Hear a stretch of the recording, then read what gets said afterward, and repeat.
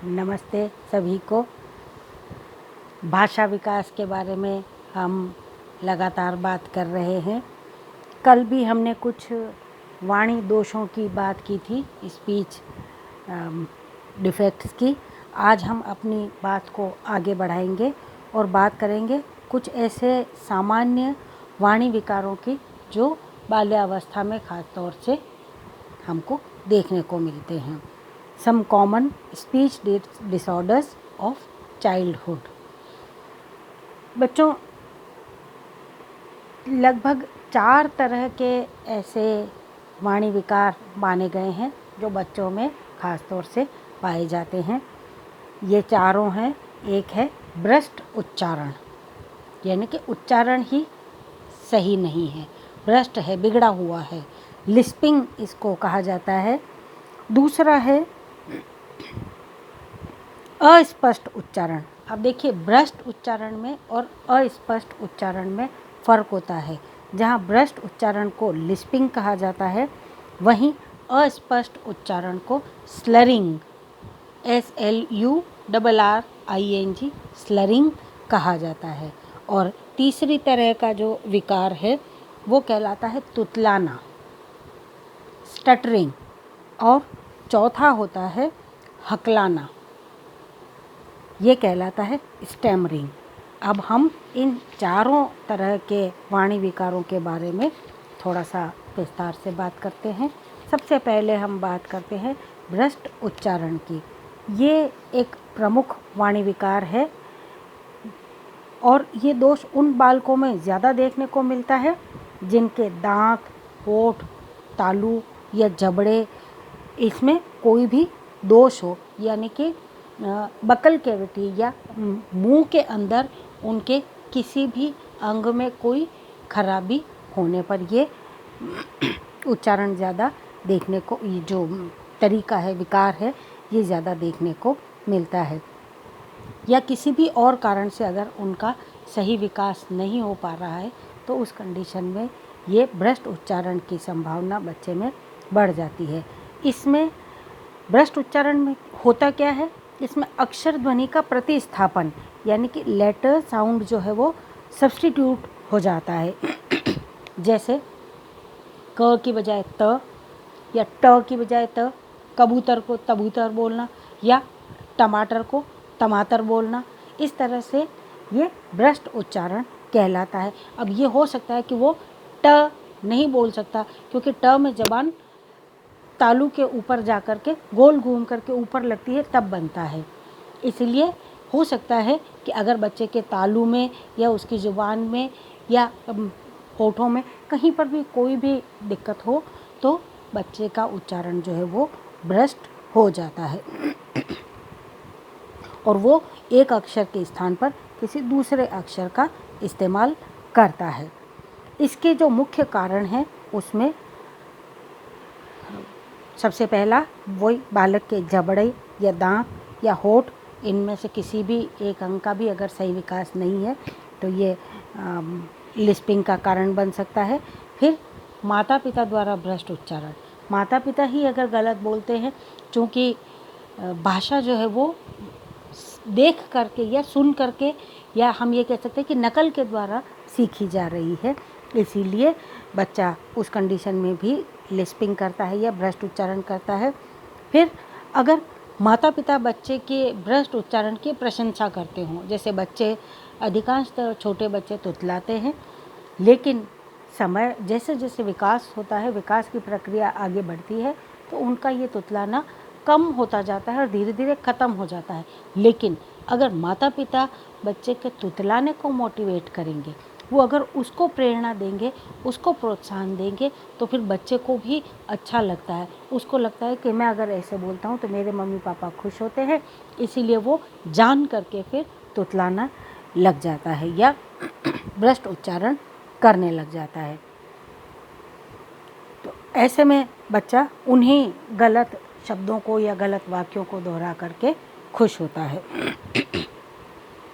और फिर आता है जब बालक के ऊपरी जबड़े या निचले जबड़े के दांत टूटते हैं।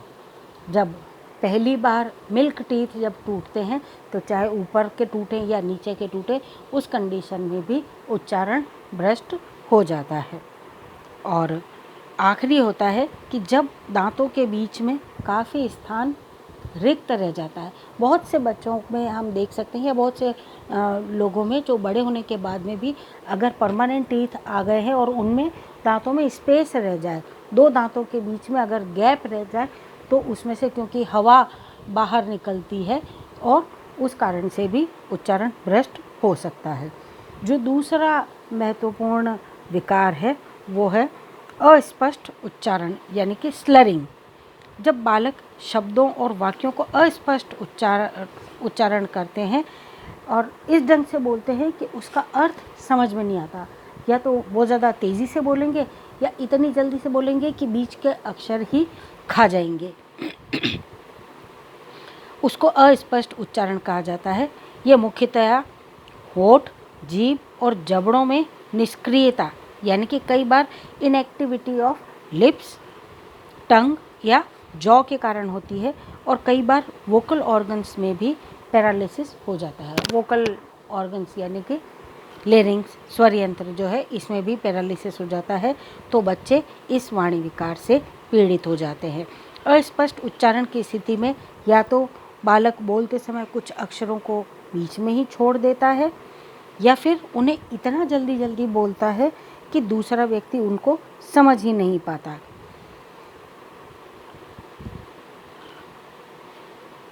यह दोष भी बालकों में 4 वर्ष की अवस्था से प्रारंभ हो जाता है। अगर प्रारंभ में ही इसका निराकरण नहीं किया जाता है तो फिर ये दोष भी स्थायी रूप से बच्चों में रह जाता है। इस दोष के जो मुख्य कारण हैं रीजंस ऑफ स्लरिंग, इसमें होठ, जीभ एवं जबड़ों की क्रियाशीलता में कमी का होना है। फिर लकवे के कारण स्वर यंत्र या जीभ या जबड़े, इनमें से किसी भी अंग की मांसपेशी का विकृत होना है।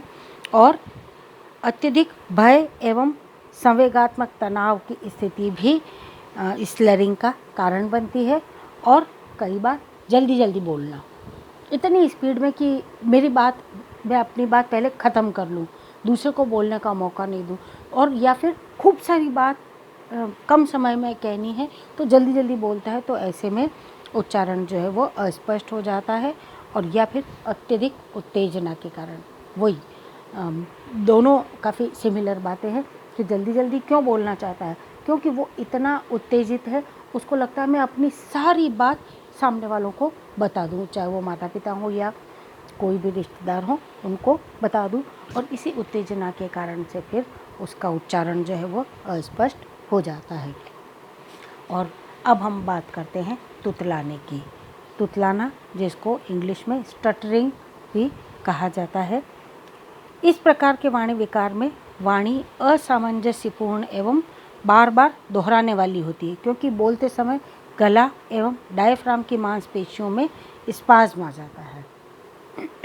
गला जो है उसमें वो डायफ्राम, आपने सबने ह्यूमन फिजियोलॉजी पढ़ी हुई है।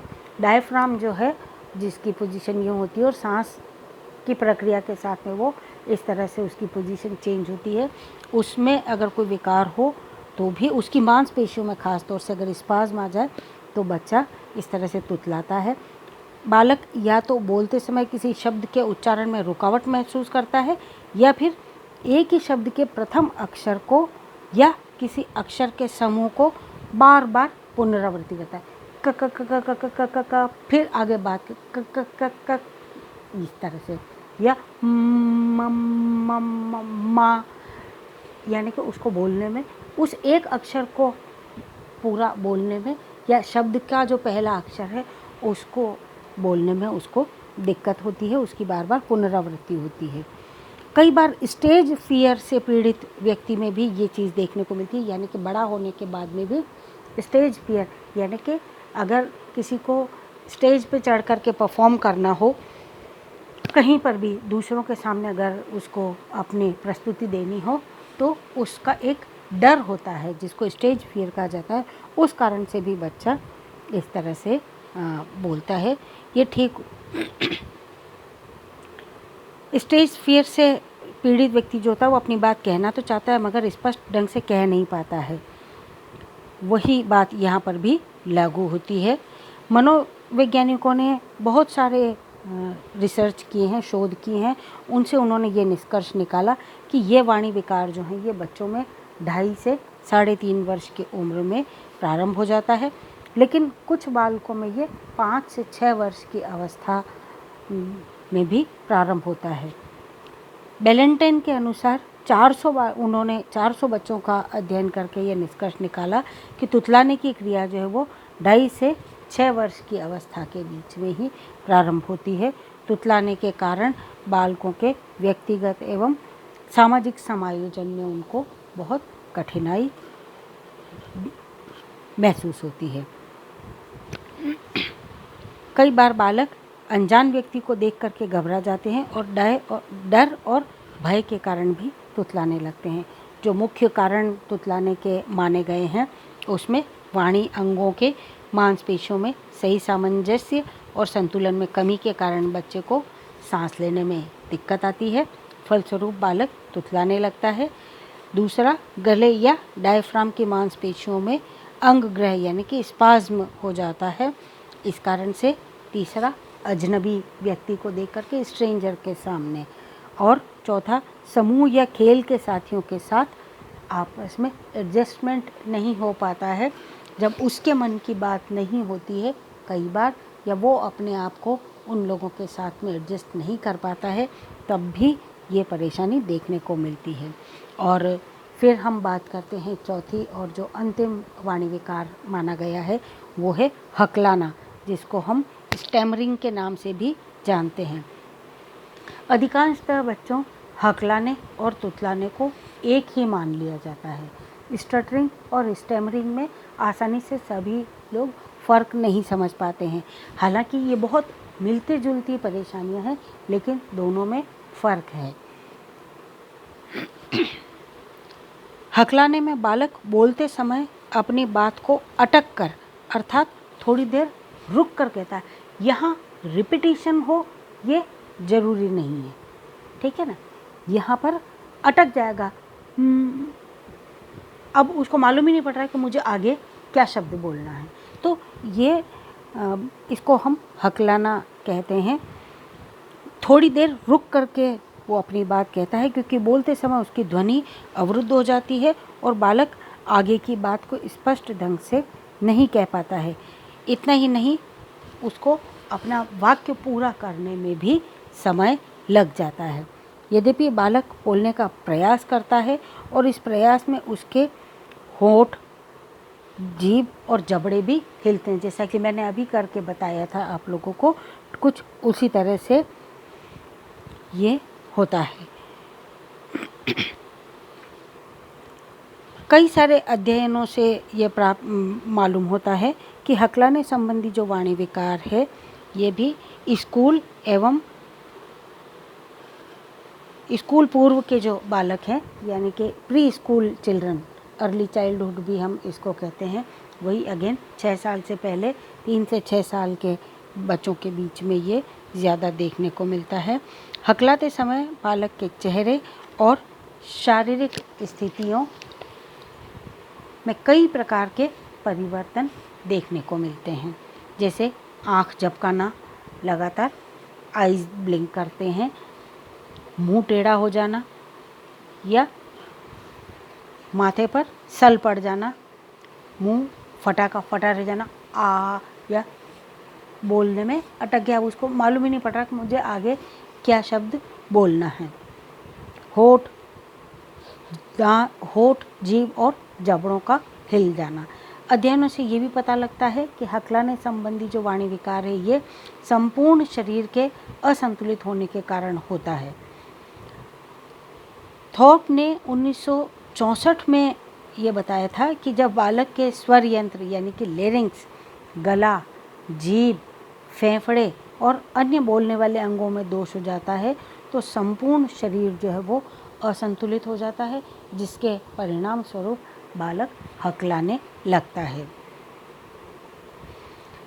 ट्रेविस के अनुसार हकलाने का बहुत बड़ा और प्रमुख कारण जो है वो मस्तिष्क में स्थित श्रवण एवं वाक केंद्र, ऑडिटरी एंड स्पीच सेंटर जो है ब्रेन में, उन्होंने उनके अध्ययन से उन्होंने ये पता लगाया कि ब्रेन में जो ऑडिटरी यानी कि जो सुनने वाला केंद्र है और बोलने वाला जो केंद्र है, मस्तिष्क के अलग अलग केंद्र होते हैं, हमने सब ने पढ़ रखा है। तो उन केंद्रों में अगर कोई परेशानी हो जाती है तो ये दिक्कत होती है, बालक हकलाने लगता है। मुख्य कारणों में संपूर्ण शारीरिक असंतुलन होने के कारण से, फिर मस्तिष्क में स्थित श्रवण एवं वाक केंद्र, again auditory and speech centre के दोषपूर्ण या विकृत होने से, फिर भय एवं घबराहट से ये होता है। इसके अलावा बच्चों एक वाणी विकार और भी है जिसको तीव्र अस्पष्ट वाणी भी कहा जाता है, क्लटरिंग। इसमें वाणी विकार में बालक बहुत तेज़ गति से बोलता है, इसलिए उसकी भाषा अस्पष्ट हो जाती है।